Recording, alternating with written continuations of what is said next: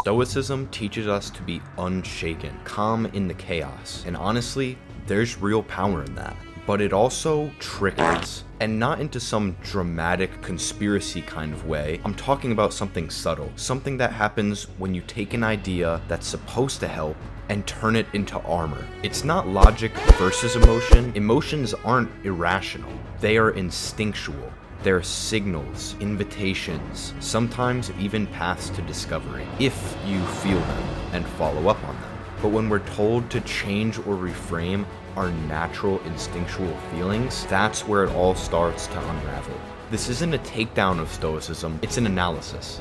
Because there is good stuff in there. Being present, managing how you respond, that's all gold. But you don't need to always find a way around your emotions. You can just let yourself be.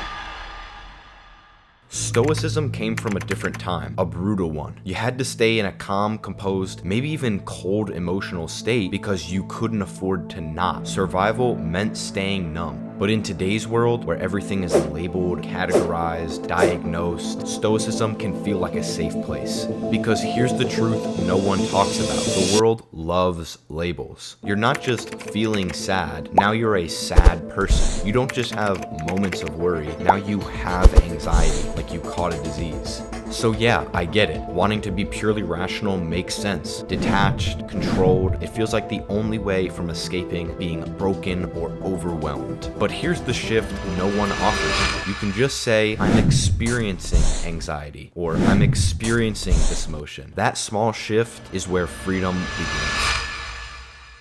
The modern twist on Stoicism turned emotional avoidance into a badge of honor. But here's the catch. The real strength isn't avoidance, it's awareness. Now I know the argument to this. I've read the books, I've watched the videos, and I know some people who say, we aren't saying emotions are bad, we're just saying you don't have to experience the irrational ones as much with this philosophy. or something in that effect.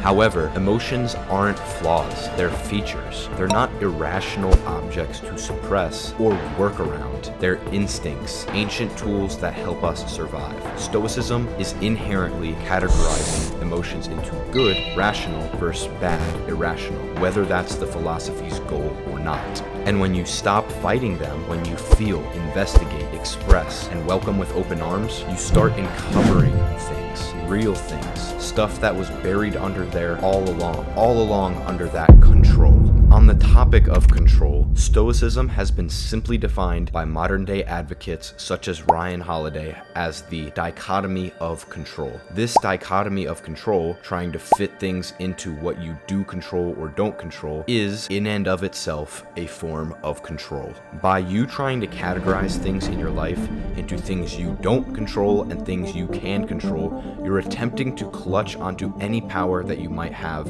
in your life. This is understandable. We humans don't want to feel out of control. We want to feel like we have a say. We want to feel like what we think, work for, attempt to do is within our bounds. But as we do this, we just end up over-fixated on grasping for straws in a world where there really aren't any. Is a person with schizophrenia truly in control of their own actions? Is any person with unresolved trauma living in their body truly in control of their own thoughts or attitudes, where at a base they are living with assumptions that have been unacknowledged, that have gone repressed and stuck in their body's physiology? A fundamental flaw with Stoicism is this: you have even less control than the philosophy tells you you have. Stoicism gives you a sword, but if you're only using it to cut down your negative emotions, you're cutting off your positive ones as well. This is a concept called emotional contrast. I go over that more in the video card popping up now. I understand Stoicism's concern about extreme emotion